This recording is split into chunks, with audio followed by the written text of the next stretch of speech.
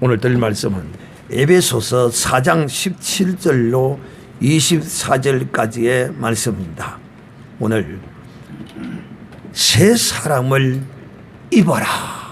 새 사람은 내가 입어야 합니다. 우리 성경적 논리는 이렇습니다. 새 사람이 되었으므로 새 사람을 입는 것입니다. 믿음에서 믿음으로, 영광에서 영광으로, 은혜에서 은혜로, 이것이 성경적 논리입니다. 새 사람을 입었으면 끝났지 뭘 또 새 사람을 입으라 말이냐. 요런 이 세상의 이성적인 논리가 아닙니다. 영적인 거룩한 논리입니다. 새 사람이 되었으므로 새 사람을 입어야 한다. 나는 새 사람이다. 세 번 시작. 나는 새 사람이다. 나는 새 사람이다. 나는 새 사람. 그렇습니다. 누구든지 주 예수 그리스도를 믿고 영접한 사람은 새 사람이 되었습니다. 할렐루야. 네. 이 새 사람의 능력이 나는 이제 헌 사람이 아닙니다. 헌 사람은 여전히 어떤 사람이 헌 사람이냐. 새 사람을 입어놓고도 여전히 헌 사람의 삶을 살고 있는 이 사람. 새 사람을 입어놓고 헌 사람을 살고 있다. 이거 참 슬픈 일입니다. 슬픈 일입니다. 나는 여러분이 새 사람이 되었으면 새 사람을 입어야 한다는 사실을 꼭 기억하고 믿음으로 살기를 바랍니다. 먼저 오늘 이 말씀을 전하기 전에 먼저 지난주 수요일에 여러분에게 제가 그 핵심적인 말씀이 뭐였느냐 하면 바울의 이 복음의 핵심적 사상을 우리는 바울의 밀려도 선언에서 보았는데 그것은 바로 하나님의 거룩한 피로 우리를 값을 주고 샀습니다. 할렐루야. 나는 하나님의 피로 값주고 샀다. 세 번 시작. 나는 하나님의 피로 값주고 샀다. 나는 하나님의 피로 값주고 샀다. 나는 하나님의 피로 값주고 샀다.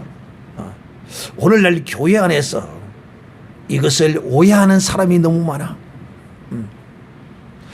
이 내용과 이 의미와 뜻을 알지 못하고서 바울의 복음을 전하고 있는 사람은 참으로 웃기는 사람들입니다. 왜? 피로 값을 주고 샀다면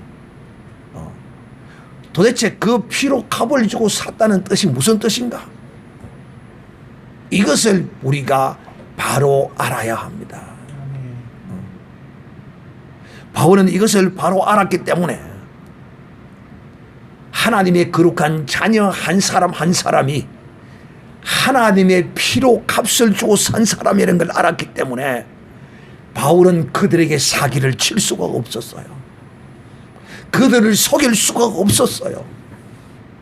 그들이 약할 때 바울도 함께 약하여졌고 그들이 슬플 때 함께 슬퍼했고 그들과 함께 온전히 연합을 이루는 삶을 산 사람이 바로 바울이었습니다. 그런 바울의 능력이 어디서 나왔느냐? 저는 민주는 하나님의 피로 값을 주고 샀다는 거예요. 나도 이 민주를 볼 때마다 이런 눈으로 바라봐야 돼. 이런 하나님이 피로 값주고 샀구나. 보영이는 하나님이 피로 값주고 샀구나. 성훈이도 하나님이 피로 값주고 샀구나. 정말 이런 눈으로 주의 종은 바라볼 줄 알아야 한다. 바울은 이런 가슴을 품고 살았어요. 그러면 바울이 품은 이 가슴, 하나님이 피를 값을 주고 샀다면 도대체 어떻게 피를 값을 주었다는 것인가? 이 말의 뜻이 무슨 뜻인가를 우리가 정확히 알아야 한다는 것입니다. 이것은 하나님이 십자가에서 피를 흘려가지고 피를 들고 마귀에게 가가지고 마귀씨 당신이 사로잡고 있는 내 백성을 이 피로 피를 드릴 테니까 그 백성들을 내게 주시옵고 하나님이 마귀에게 피로 값을 줬습니까? 이렇게 피를 값을 준 것입니까? 근데 놀랍게도 이렇게 아는 사람이 교회 안에 있습니다. 기가 막히지 않습니까? 왜? 종들이 바로 가르치지를 못했기 때문에. 바울이 피를 값주고 샀다는 이야기는 마귀에게 피를 들고 가서 피를 드리고 마귀에게 드리고 마귀에게서 우리를 사가왔다, 이런 뜻이 아니라는 거야. 그러면 무슨 뜻이냐? 우리를 피로 값주고 샀다는 것은 우리 주 예수께서 십자가에서 피를 흘리고 죽으신 것, 피를 흘리고 죽으신 것이 값을 치르는 것이라는 거예요. 피를 흘리는 것이 값을 치른 것이라는 것입니다. 우리를 죄에서 구원하시고 마귀에게서 구원하시기 위하여 우리 하나님은 자기보다 큰 자가 없으시니 스스로 피를 흘려 값을 치르셨습니다. 할렐루야. 나는 하나님의 거룩한 피로 값주고 샀다. 10번 시작. 나는 하나님의 거룩한 피로 값주고 샀다. 나는 하나님의 거룩한 피로 값주고 샀다. 나는 하나님의 거룩한 피로 값을 치르고 샀다. 그런데 이 피의 가치는 어느 정도의 가치인가? 하나님 존재 자체의 가치입니다. 와, 내가 그렇게 값이 있나? 내가 그렇게 값이 나가는 존재가 하나님이 이렇게 여겨주신다는 거야. 우리를 놀랍지 않습니까? 이 피는 하나님 자신이에요. 하나님 자신을 우리에게 투자하신 거예요. 나 같은 것이 무엇인데? 이런 우리입니다. 이런 우리. 우리가 이 새 사람을 입은 것이 바로 이런 존재입니다. 이런 존재. 이렇게 피로 값주고 샀었으므로 이제 나는 그리스도 안에서 새 사람이 된 것입니다. 피로 값주고 산 자는 다 새 것입니다. 새 것. 그러므로 내가 이제 새 것이 되었으므로 흠것이었을 때의 그 모든 것, 그것이 무엇인가를 성경은 우리에게 분명하게 가르칩니다. 그리고 우리는 그것을 한 사람의 것들을 다 벗어버리고 날마다 새로운 사람이 되어야 하고 새롭게 되어야 합니다.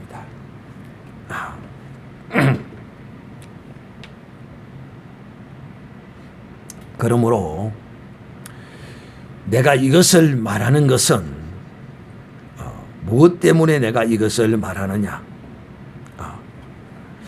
이제 하나님으로부터 이 피로 값을 주고 산 자이면 이는 이제 어떤 사람이냐?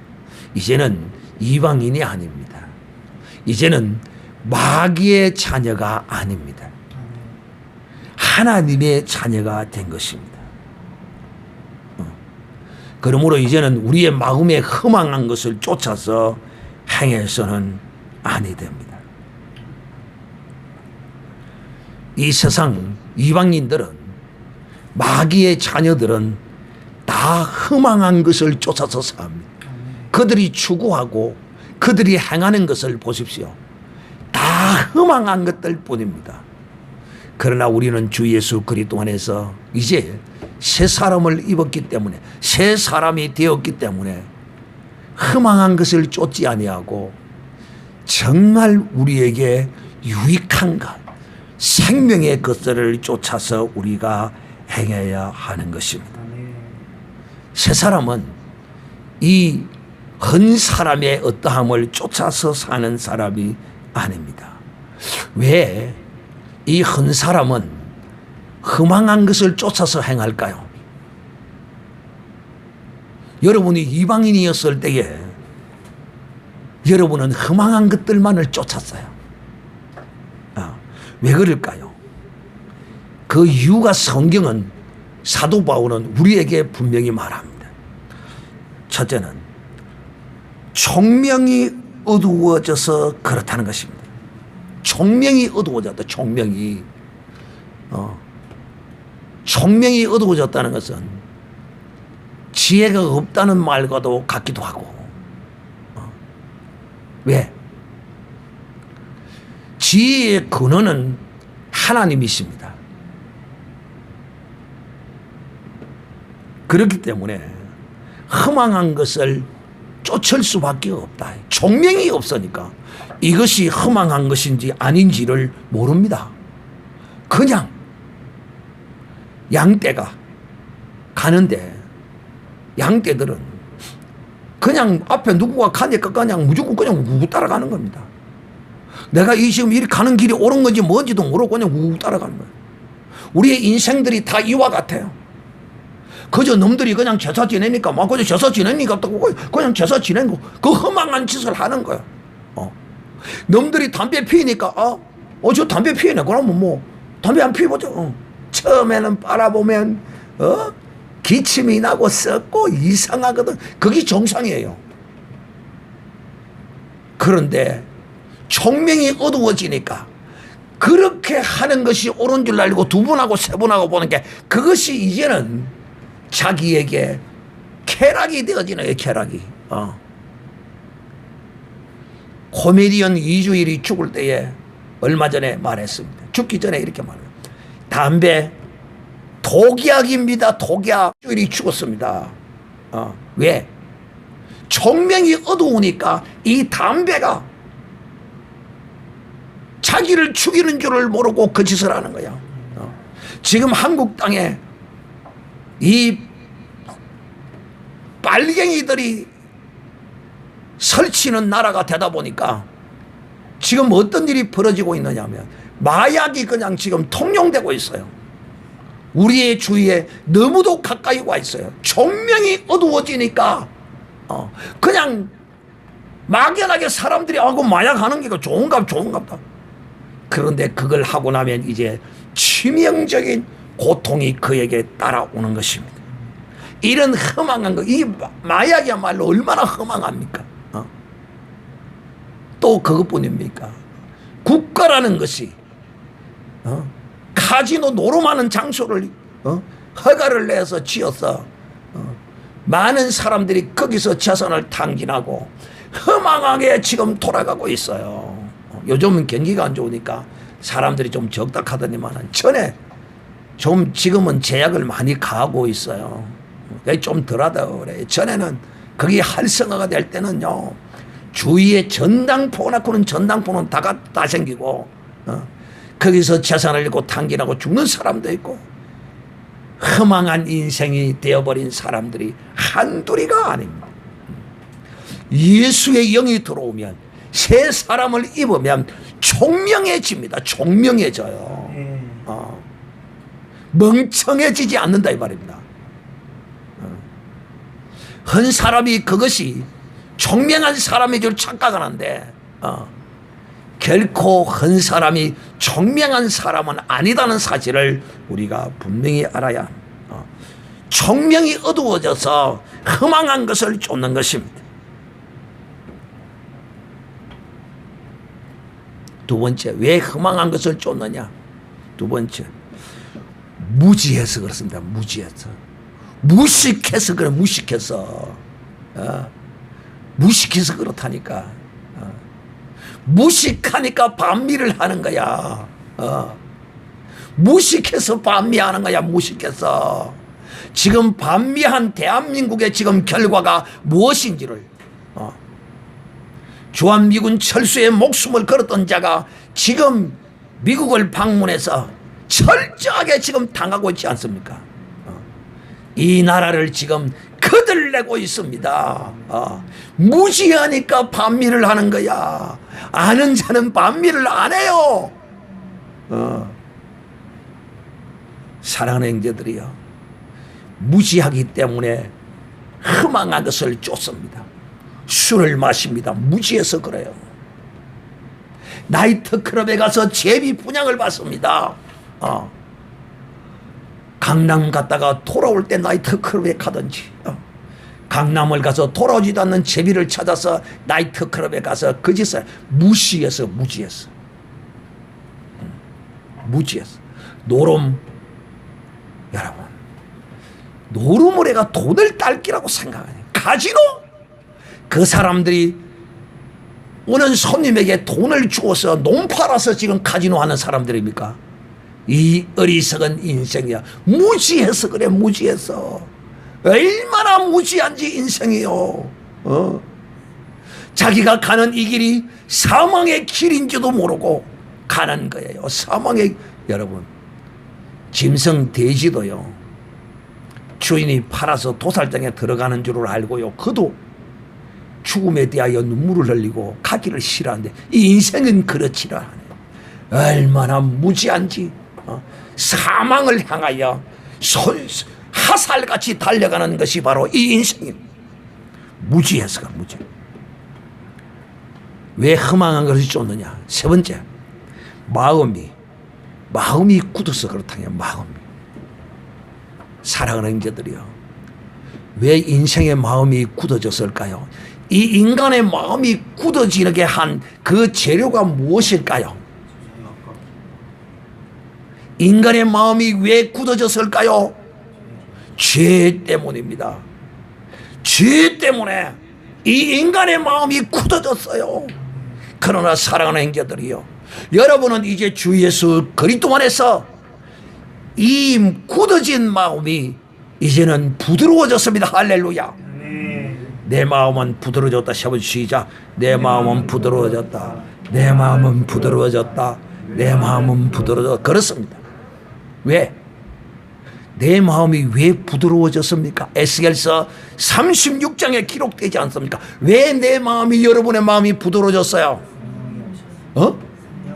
성령을 하나님이 여러분 속에 부어주셨기 때문에 이제는 이 죄가 씻음을 받고 이 죄가 사함을 받고 성령이 우리의 마음을, 굳은 이 마음을 부드럽게 하셨습니다. 할렐루야.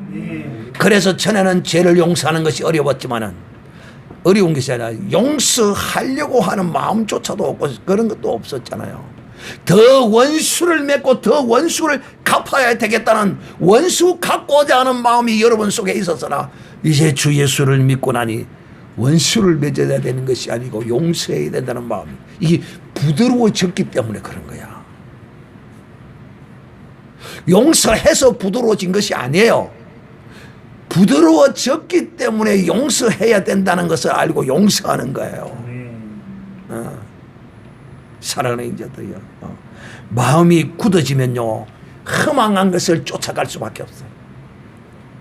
이 세상 사람들이 보면 마음이 착하다, 양심 없이 살 것 같다, 법 없이도 살 것 같다라고 하는 사람들이 있는데, 내가 보기에는 그런 자가 더욱더 허망한 것을 쫓는 사람, 하나님이 새 사람을 입혀주지 아니하면 그 사람은 허망한 것을 쫓을 수밖에 없다. 허망한 것을 쫓는다. 마음이 굳어져서 그러선 것입니다.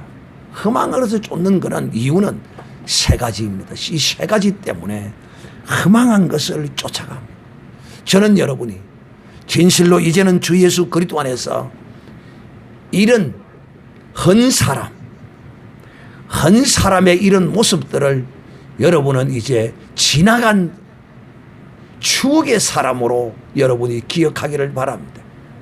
왜 이 총명이 어두워지고 무지하고 무식하고 마음이 굳어지느냐 하면, 하나님의 생명인 성령이, 예수의 피가 그 속에 없기 때문에 사람이 이렇게 총명이 무디워지고 허망한 것을 쫓고 마음이 어두워지고 무지하고 굳어지는 이런 역사가 일어난다는 것입니다.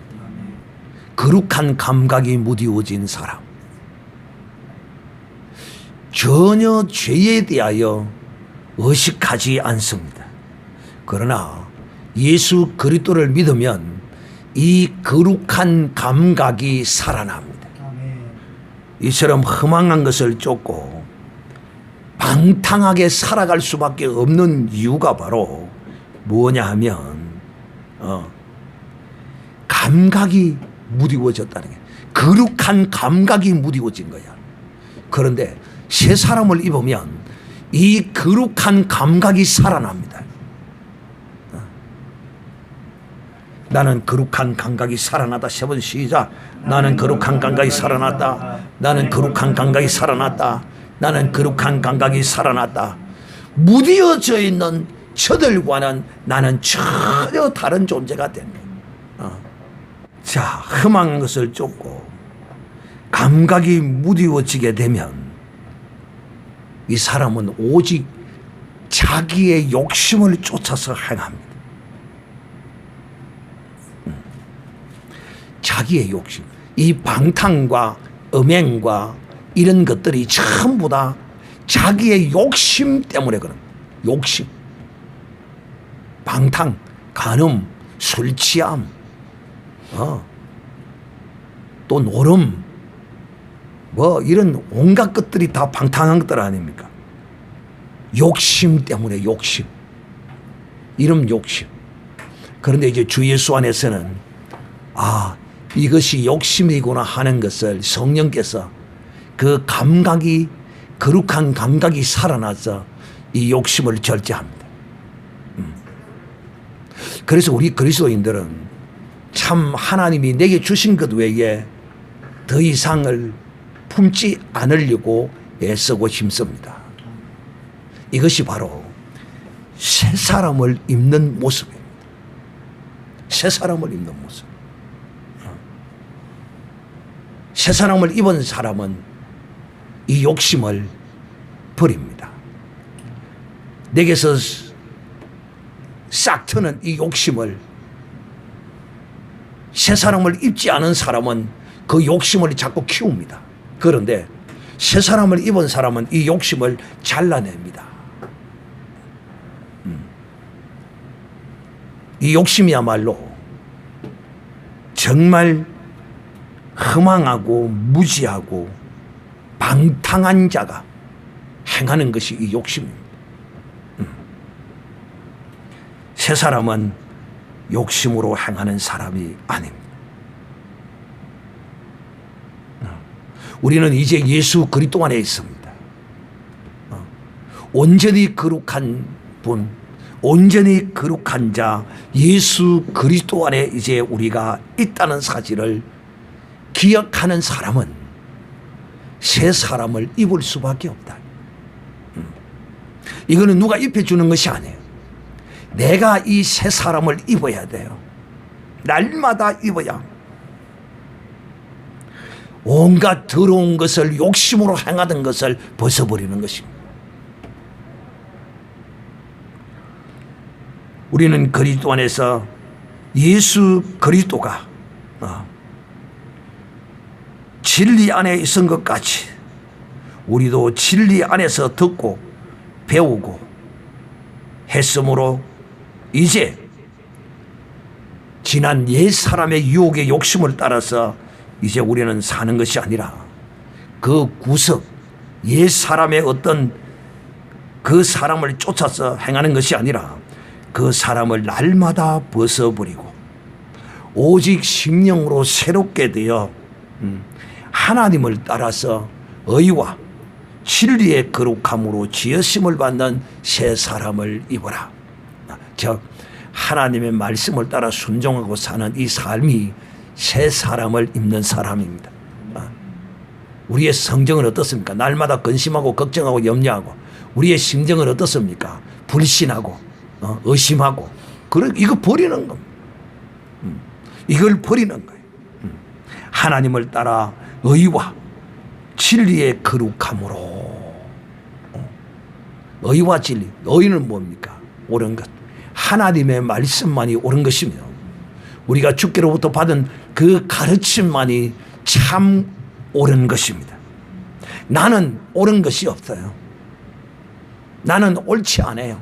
그러나 우리 주님은 옳으십니다. 그분의 말씀은 어렵습니다. 그분의 말씀은 진리입니다.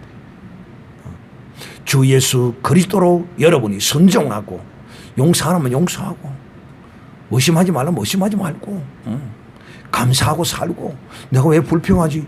얘 사람이 왜 나오지? 내가 불평하면 안 되지. 감사해야지. 그래.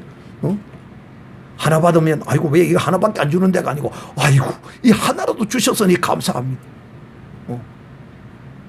오늘도 제가 말씀을 드렸지만은 자식이 여러 명이 있으면 약한 것에 부모의 관심이 가는, 잘나고 똑똑하고 건강한 자에게는 부모의 관심이 덜해. 그렇다고 해서 부모의 관심이 안 가는 게 아니라 늘 살피보고 있어. 니 좀 어떠냐, 이기 어떠냐, 저기 어떠냐, 다 살피보는 게야.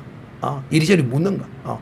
그래서 문제가 있으면 그 사람에게로 향한 주님의 사랑이 나타나는 거란 말입니다. 사랑하는 형제들이요, 그러므로 우리가 주 예수 그리스도로 말미암아 날마다 순간마다 새 사람을 입는 이런 믿음의 사람이 되시기를 우리 주 예수님의 이름으로 축복합니다.